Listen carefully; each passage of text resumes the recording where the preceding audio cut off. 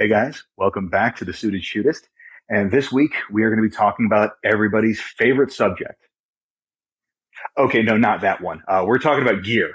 Yes, I am going to go into a bit of an overview of what I carry both on a daily basis and then also kind of how I work my concealment into some more elevated looks as well. Because again, that's why I started this whole channel was the very limited amount of concealed carry advice that was being put out by style influencers was well intentioned, but doesn't really hold up to pressure testing. And a lot of the concealment advice on the tactical side of the house is so gear centric that it can sometimes be limiting to people and then be discouraging. So that's why I kind of want to touch on all this. Um, so this is my EDC. One thing that I am never without is a good pair of sunglasses. I favor Persol. A lot of people say they don't like spending money on sunglasses because they either break or lose them. Buy yourself a nice pair, and you'll find out how easily you keep track of them. And these have fallen from neck height onto the concrete at Home Depot more times than I care to count, and they're still in great shape. So a decent pair of shades will actually hold up over time. I just happen to like these. But that's not why you're here.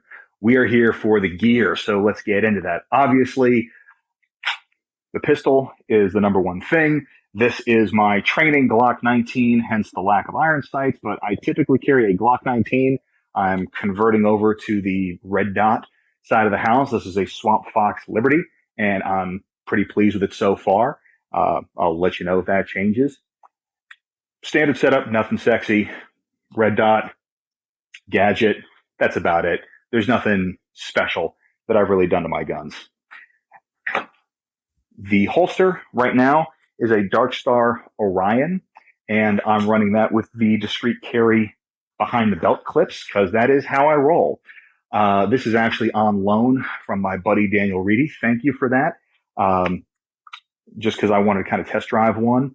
They are offered in a series of both neon as well as some more subdued colors if that's your thing. The reason why I like the tuckable clips like this, the behind the belt ones, is that way I can run the same holster, whether I am running an untucked shirt like I am now, or if I am going a little bit more formal or a little bit more dapper, I can tuck in and there's nothing visible when the clips ride properly. They ride over the belt. There's nothing really that you can see. I'm a huge fan of that. So, Glock 19 in some sort of good quality Kydex tuckable holster. I've got my Palm OC with me always, and this is a constant companion because it goes places that the gun can't, specifically bars. I like bars. So if I'm out drinking, this comes with me. The blaster stays home. Typically, if the blaster is staying home, I'm also carrying my Boston leather sap, just because, again, this gives me a flexible option. I am not a expert when it comes to application and use of the sap yet. The loose understanding that I have is basically blows below the nipple line and above the knee can be argued as less than lethal force. Blows to the head typically constitute deadly force. I like that because it gives me some flexibility in a single, fairly low profile tool. On the other side, if I am planning on being out in the afternoon or evening, I do carry a flashlight. The one that I'm running at the moment is the Mod Light, and this is the PLH version 2. I will be kind of doing a side-by-side on this because, yeah, they're pretty damn expensive. I was in a position where I could kind of pick one up without having to do a huge kind of cash outlay. So I figured I'd snag one and I can do a side-by-side and see if the juice is really worth the squeeze for most normal folks. I will let you know when that's coming up. Other than that, on the rare instance that I do carry a blade, it is going to be the Shivworks clinch pick. And that is carried in a, I believe now discontinued, Keeper's Concealment clipper holster.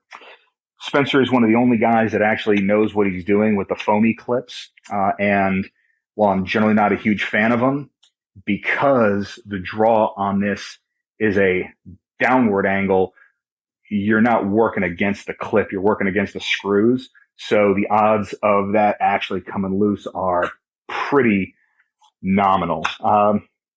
If I carried it more, I'd probably switch it over to the discrete carry monoblock. But again, I don't carry a blade all that frequently, so it's an option. Typically, I also have in my front pocket, just, nothing crazy. I've got a Grip 6 wallet. I'm a huge fan of this as well. I funded a different project on Indiegogo that turned out to be a flaming dumpster fire, and then found these. So I'm a big fan. It's an aluminum body, so it holds up real well. It's got that leather outside case if you don't want to scratch up the finish. And actually, go check out my Instagram. I'll link to it. We're actually doing something with a Grip 6 wallet. It's not sponsored or anything, but you're definitely going to want to go check that out. So I'll put that down below. Also, medical. Talk a lot about medical. So generally what I end up doing for that is recently I have been playing with an ankle kit. This is an Atlas ankle IFAK, and it easily holds a compression bandage, a tourniquet. I'm using the Soft T wide because it does pack down a lot slimmer than the Cat.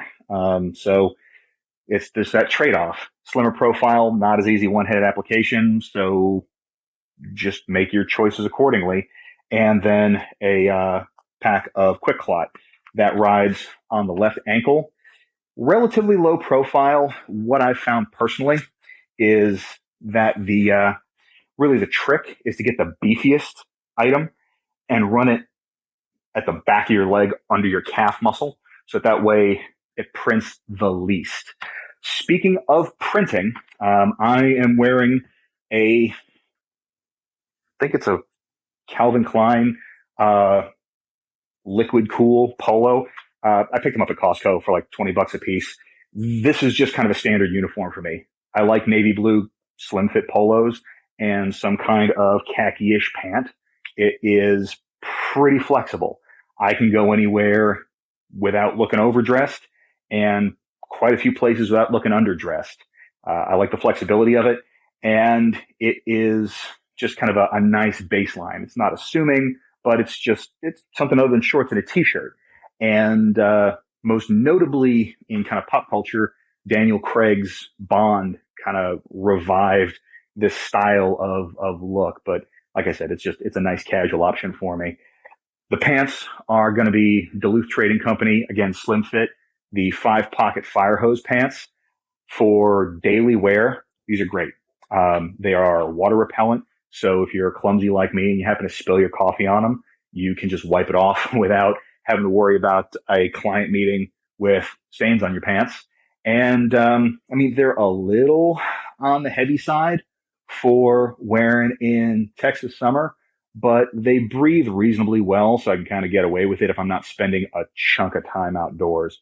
And they are wonderfully stretchy as well.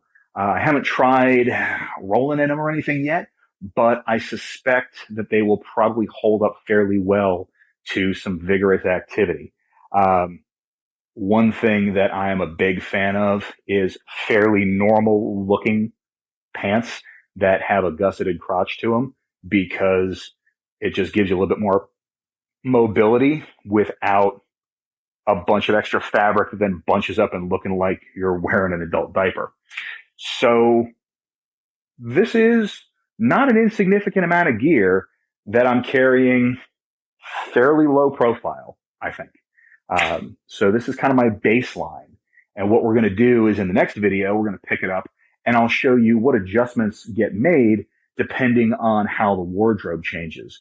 So if you're interested in more of this, subscribe down below and let me know what your thoughts are. What is your daily carry loadout? Does it look like this? Do you do something different? Like I said, we're all here to help each other. So I'm very interested to hear how different people solve these problems. So let me know what you think and stay tuned for the next one, because that's where things are going to start getting kind of interesting. Hope everybody has a great week. Stay safe, and I will catch you next time.